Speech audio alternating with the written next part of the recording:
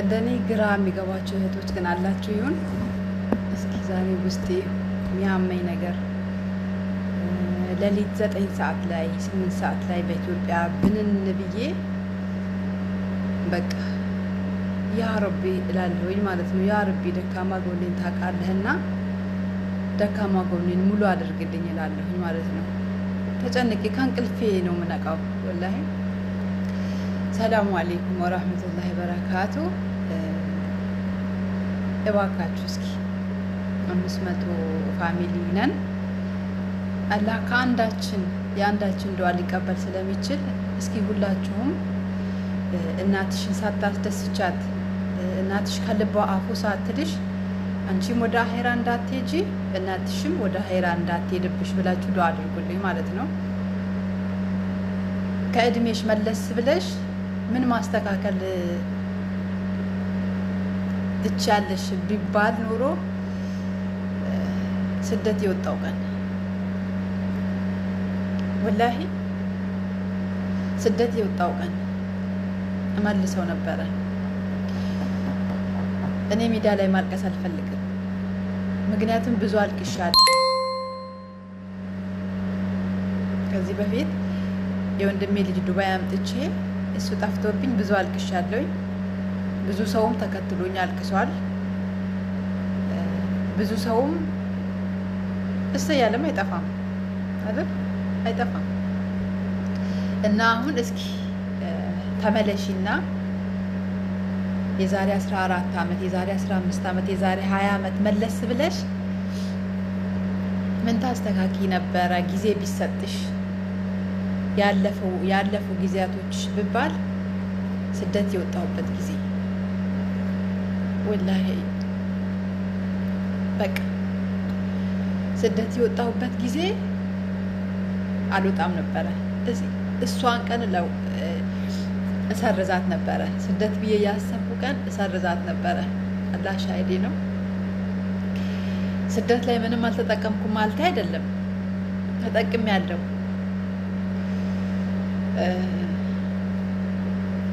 ብዙ ሀይር ነገሮችን ሰርቻለሁኝ። እንደኔ አስተሳሰብ ነው ታዲያ፣ እንደኔ አስተሳሰብ እንደማንም አስተሳሰብ ሳይሆን እንደኔ አስተሳሰብ ብዙ ነገር የምን ደግሞ አጥቻለሁ። ዋና ነገር እናቴ ሞተችብኝ ምናምን እያልኩኝ አይደለም፣ ግን ውስጤ ራቀ፣ ውስጧ ከኔ ራቀ። በምን በጥቅም በቃ በጥቅም እንዳልኳችሁ ከዚህ በፊት ቪዲዮ ለቅቅ ያለውኝና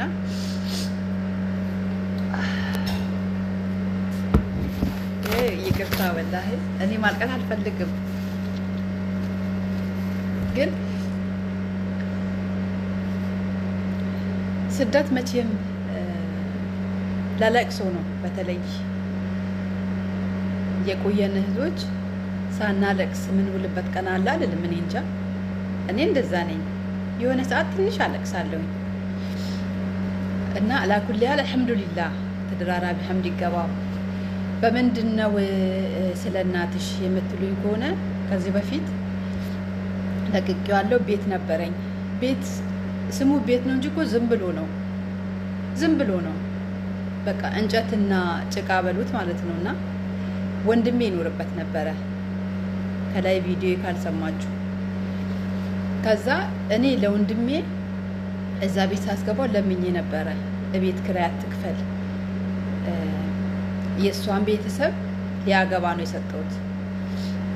1 2 ወር 4 ወር እዛ ከሆንኩ በኋላ ተከራይተ መውጣት ትችላለህ። የእሷም የአንተን ቤተሰብ ቅርብ ስለሆኑ የሆነ ነገር ይጥሉላችኋል። ውሃም ይሁን ምግብም ይሁን የተለያየ ነገር። ሙሽራ ሲኮን ውጭ አትወጣም። እሱም ደግሞ እንዲህ ከእናት ነው ያደገው። ለብቻው ሰርቶ እንደ ልጆች ቀልጠፍ ያለ አይደለም ወንድሜ። የዲን ሰው ነው በቃ የመጽሐፍና የቁርአን ሰው ነው ወንድሜ። እንዲህ ኩሽና ገብቶ የሚያቀርብበት እንትን አይደለም እንደ ሰው። አንዳንዶቹ ወንዶች እኮ እንጀራ ራሱ ጋግረው ያቀርባሉ አይደለ? ወንድሜ እንደዛ አይደለም። ስለማውቀው እንደዛ አልኩት። ከዛ በር አልነበረውም። የሆነ ነገር ቀለም አስቀብቼ ኮርኒስ ዝም ብሎ ኮርኒስ አሰርቼ ምናምን ነገር እንዲያገባ አረኩኝ። ከዛ ኖረበት እስከ 9 ዓመት እስከ 8 ዓመት ድረስ ኖረበት። ምክንያቱም አንደኛ የኔ ልጆች አላደጉም፣ ገና ናቸው። የት አለ የኔ ነገር እስኪሉኝ ድረስ ነው እየጠበቅኩ ያለሁት። ሁለተኛ እኔ አልተሳካልኝም፣ እገባለሁ እኖራለሁ እያልኩኝ አይደለም። ስለዚህ በቃ ኖረበት። በሆነ ሰዓት እኔ ልመጣ ነው። መሬት አለው፣ የራሱ መሬት አለው። የኔ ቤት አቅራቢያ የኔ እንትን መሬት አለው። የአባቱ መሬት አለ፣ ሰፊ መሬት አለ። ወንድሜ ትንሽ ራሱ ያሟል፣ ቢሆንም ደሞዝ አለው። የአባቱ ርስት አለው። መውረስና መስራት ይችላል። በባህላችን ሴት ልጅ ብዙም በሰፈራችን አልተለመደም የአባቷን ንብረት መውረስ። ሰው አልፈልግምም ያኔ ውሰጂ ብባል ምን አልፈልግም። ልጆቼን በልጅነታቸው ነው ጥዬ ከእናቴ ጋር የወጣሁት። ከዛ ጉዱ የፈላው መች ነው? በቃ እኔ ላርፍ ነው፣ ካሁን በኋላ ደክሞኛል፣ ውሃም ይሁን ሻይ ቡናም ይሁን ሽጬ እኖራለሁኝ ብዬ ገባሁኝ። ስገባ እናቴ ነብር ሆነች። ነብር መራቷን አግዛ ማለት ነው። ነብር በቃ ታመመ የሚባለው ወይም ደግሞ እንደ ጭንቀት አደረገው የምላችሁ ወንድሜ ምንድን ነው ያለው? መሬት አላቸው፣ መሬታቸው ላይ ቤት አላቸው፣ አንድ ክላስ ማለት ነው። ያንን ክላስ ከቻልሽ አሳድሰሽ ስጭን፣ እዛ እንሄድልሻለን፣ ቤትሽንማ አንለቅልሻለን አለኝ ማለት ነው። አሰባችሁት? ታመመ የሚሉት ወንድሜ ማለት ነው። እናቴ ግን በቃ አሁን እየጨነቀኝ ያለው ምን እንደሆነ ታውቃላችሁ? ቤቱ አልሐምዱሊላህ ለቀውልኛል። በስንት መከራ ሽማግሌ ተሰብስቦ በቃ በስንት የሰፈር ሽማግሌ ግን ይኑር። የመጀመሪያ ነው ሽማግሌ ፊት ለፊት መቆመው ማለት ነው። ከኔ በላይ የለፋ የለም ወላሂ። ይህንን ወንድሜ አባቴ ሞቶ በአመቱ ነው ምናምን ነገር ብቸኝነት ተሰማው ብላ ስትለኝ የቻልኩትን አረኩኝ። በቃ ሰው በአቅሙ የሚያደርገው በአቅሜ ማለት ነው። ብቻ ያም ሆነ ይህ እኔ ትመርቀኛለች የእናቴን ዱዓ ወስዳለሁ እያልኩኝ ነበር እንጂ ለራሴ ሀገሬም ላይ ሆኜ እኔ የስራ ሰው ነኝ። አንድም ቀን እቤት ውዬ ተደስቼ አላውቅም። በቃ አንዱ ነገር ለቅቄ አንዱ ነገር ይዛለሁ። እሺ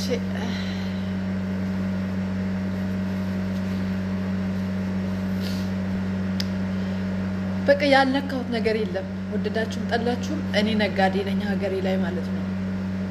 ዩኒቨርሲቲ ምግብ ቤት ተቃጥሬያለሁ፣ ቡና ነግጃለሁ፣ ቆሎ ነግጃለሁ፣ እንቁላል ወደ ጅማ መስመር አለ የ3000 የ2000 እንቁላል አምጥቼ ለሆቴል አስረክብ ነበረ። በቃ ያልነካሁት ነገር የለም ወላሂ። ብዙ ነገር አውቃለሁኝ፣ ከብዙ ሰው ምግባባለሁኝ። እና ቆይ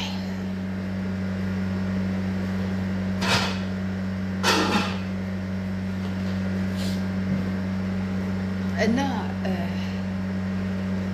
አረብ ሀገር መጥቼ በቃ የእናቴን ዱዓ ወሰድኩኝ፣ እናቴን አስደሰትኩኝ ነበረ ምለው። ምክንያቱም መናገር የማይቻል ነገር እኔ በራሴ የማውቀው አላህ የሚያውቀው እናቴን ረዳዋት ነበረ ምለው። በቃ ደካማ ጎኗ ነኝ፣ ሸፈንኳት፣ አገዝኳት ነበረ ምለው እንጂ እንደዚህ በእንጨትና በእንትን ትከራከረኛለች የሚለው እንደውም ይገባታል ከአባቷ ንብረት ትካፈል ትለኛለች ብዬ የምጠብቃት እናቴ ናት።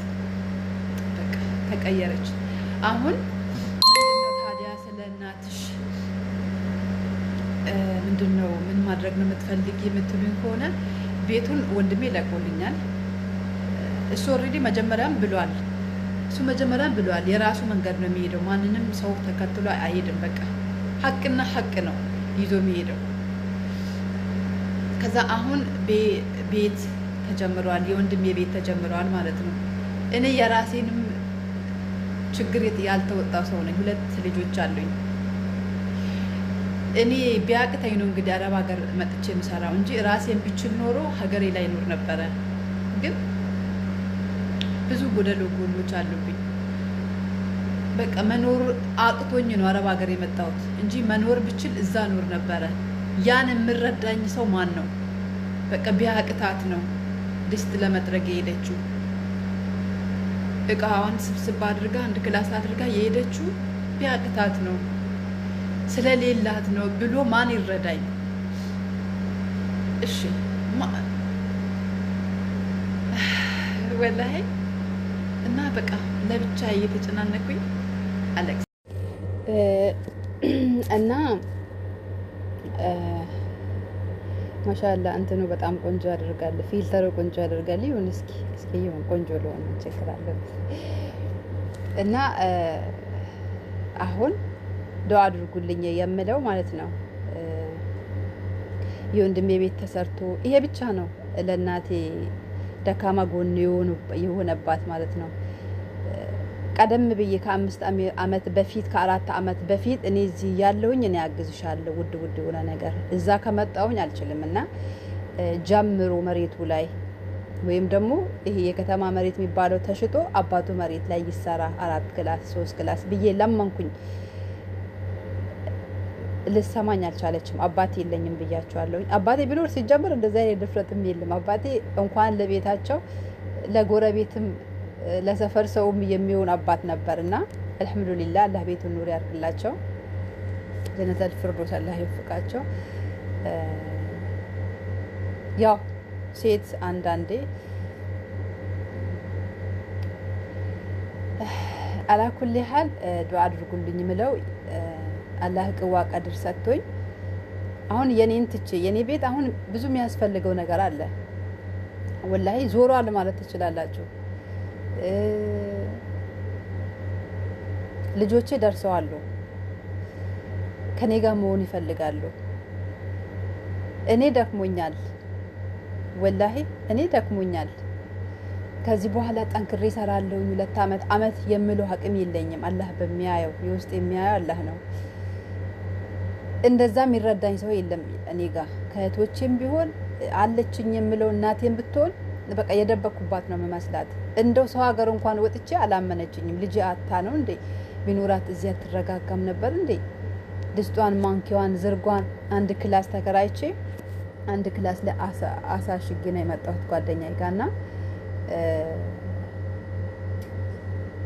ያ ነገር ማሰብ አቅቷት አሁንም እርጅኝ ካንቺ ውጭ ማን አለኝ ነው የምትለኝ ማለት ነው። እኔ የውስጥ የሚያውቀው አላህ በሚያየው ተቀማጭ ብር 1 ብር የለኝም፣ አላህ በሚያየው ማለት ነው።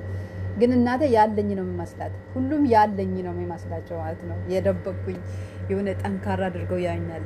እኔ ግን ውስጤ ባዶ ነው እና አላህ ቅዋ ቀድር ሰጥቶኝ የሆነ ያህል ጥንክር ብዬ ሰርቼ ይሄ ደካማ ጎኗ የምለውን የወንድሜ ቤት ሰርቼ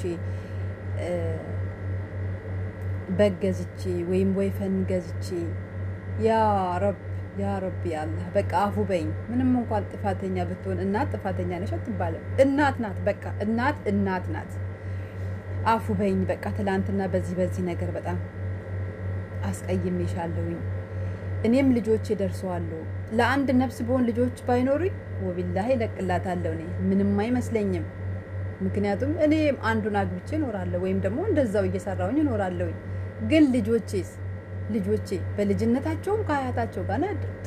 አሁንም የሆነ ነገር ውርስ ብዬ ማልሰጣቸው ከሆነ የሆነ የሚኖሩ መኖሪያ ቤት ማይኖራቸው ከሆነ አሰባችሁት ያለው ከባድ ነገር አሰባችሁት። እዚህ ጋም እናት ናት እምቢ የራስሽ ጉዳይ ማለት አትችልም። እዚህ ጋም ወኪል የሌላቸው ልጆች አሉ። አንድም አይደለም 2 ልጆች አሉኝ። ደርሰዋሉም ጭምር። እኔ አቅሜ ደክሟል። ከዚህ በኋላ 3 ዓመት 2 ዓመት ሰርቼ እንትን እለዋለሁ የምለው ነገር የለም። ኢትዮጵያ ኑሮ ታውቁታላችሁ።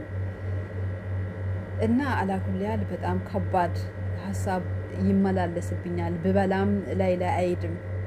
ማታ የተረጋጋ እንቅልፍ አልተኛም። ብንን ብዬ እነሳለሁኝ። እኔም እናቴ ደካማ ጎኗ ይሄ ነው ብዬ አስተካክዬላት እግሯ ስሜ ግንባሯ ስሜ ሰደቃ አድርጌ አፎቱ በይኝ ሳልላት ምንም ነገር እንዳትሆንብኝ እኔም ደግሞ ምንም ነገር እንዳልሆን እስኪ ያንዳችሁ ዱአ አላህ ይሰማ ይሆናል። ዱአ አድርጉልኝ እላችኋለሁ።